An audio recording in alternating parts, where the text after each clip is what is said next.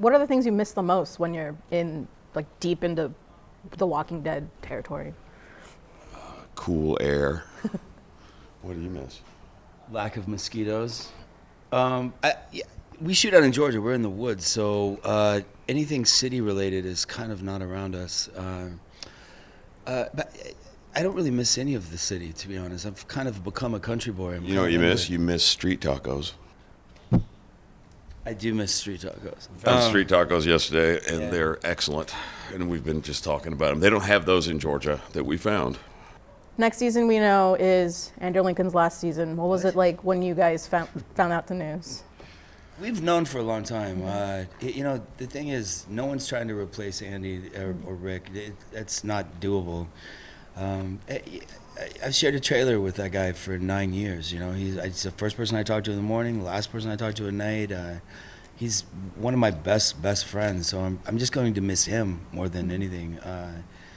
But we've known for a minute, and we weren't sure how that news would break at Comic-Con. Or he's the quarterback of our football team out there, and he always has been. And the story itself this year is adapting around him and picking up in areas where there weren't areas before. So there won't be a replacement of that character.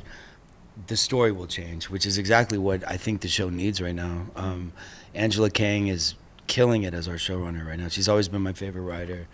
And, this whole show this train's run by women right now, and it's a different vibe for us. It's less this and more this, and with a little bit of this still, and a little bit of that, some of this. But there's always going to be a threat. There's always going to be loss of characters you love and all of those things. But the show itself has morphed into something that we're super excited about this year. I know we come here every year and we say this show's better this year, but we're shooting a Western with a lot of heart right now, and certain characters are different this year. I've seen Jeffrey do work this year that will totally make you fall in love with Negan. It's How do you keep it going for so many seasons?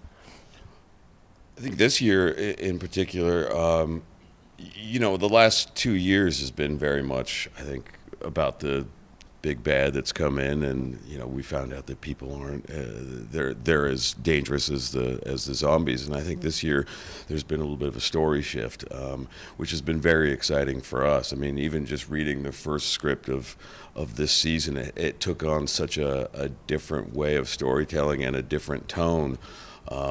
That, like Norman just said, it's just kind of revitalized us, the crew, and we think it's going to do the same to the audience.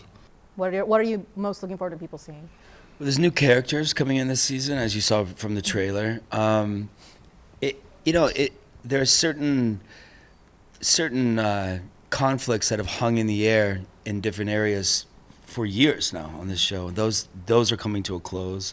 Some new ones are forming. The scope of the show seems larger. The writing is different. I mean, we had a lot of, in my mind, we had some repetitive storytelling, in the last couple of years, and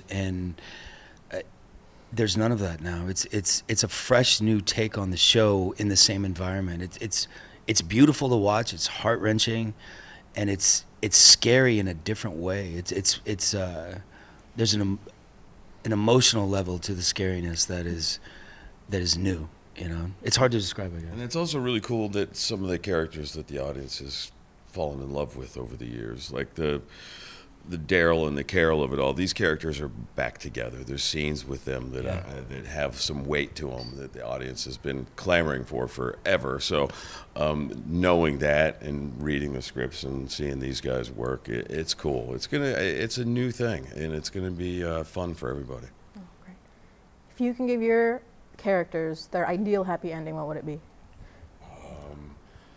Well, we know that Negan's in a bit of a pinch right now, so I'd like to get him out free of the bars for one, but we'll see. We'll see if there's like a little bit of a redemption on this character. We've had 2 years of him being kind of the bad guy. Well, not kind of, being the bad guy. So we'll see if we can find some redemption. Daryl, if Daryl could learn to accept that it's okay to be Daryl, I think that would be a good thing.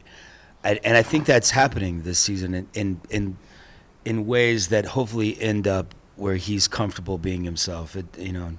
It's okay to be you, and I think Daryl is slowly learning that lesson. It's really nice. Thanks. Yeah, nice. I like Daryl being comfortable with himself. Yeah. Yeah.